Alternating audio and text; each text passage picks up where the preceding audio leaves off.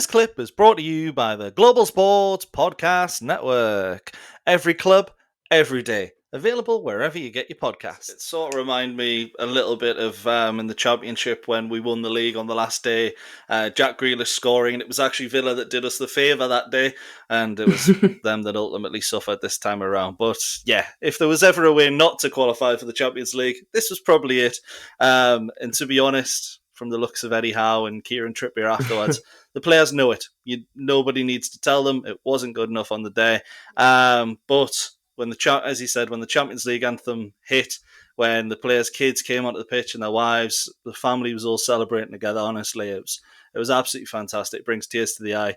And then obviously the owners were there as well, and they congratulated. But do you think maybe just having the owners there, Joe, was that as things transpired, was it actually potentially a good thing? We still qualified, but we showed the owners that Eddie Howe's done a brilliant job with that squad and he needs backed immediately. What do you think? Yeah, it might be, I don't know, just something that, I know it's strange to say we needed to lose. We didn't need to lose, but it's almost like a kick up the backside to say that, look, this is what's been achieved, like you say, with a thin squad at the end of the day.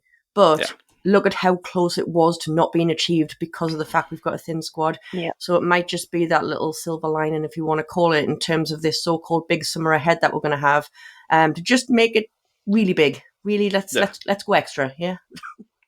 Absolutely. And Nick, the players like Jacob Murphy, I know we all love him on this podcast, and Dan Burn, they've had fantastic seasons, and you can see Newcastle fills their hearts. But it's one of those that towards the end of the season we've kind of seen, right, they had their purple patches, but as general players, if you're looking for top 4, top 6, they can't really be starting. Would you agree with that statement? It's hard because they do bring so much to the squad, don't they? And I feel bad saying this, particularly like you say, in players like Dan Burn and Jacob Murphy after the season they have had this season. It's been incredible for them.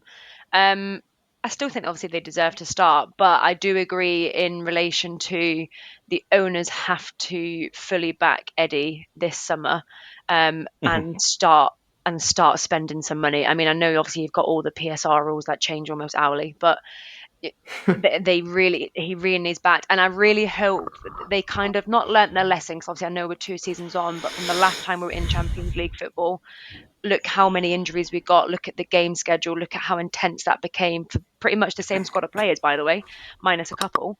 You know, so it's just one of them. We were really thin on the ground then, and we really struggled then going into that season after we obviously exited the Champions League group. So you've also got players like, I can't believe I'm about to say this either, but like Sven Botman, who seems to pick up a little niggle every now and then.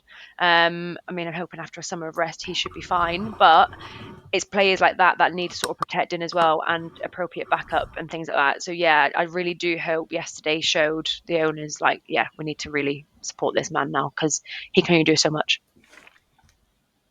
Yeah, absolutely. Those 2 players I mentioned, they're fantastic squad players, and they epitomise what Newcastle United are about. So definitely think they should stay, but starting lineup, it's questionable. Thanks for watching this video. Click below to watch the full episode where this video came from, and don't forget to subscribe so you never miss a moment.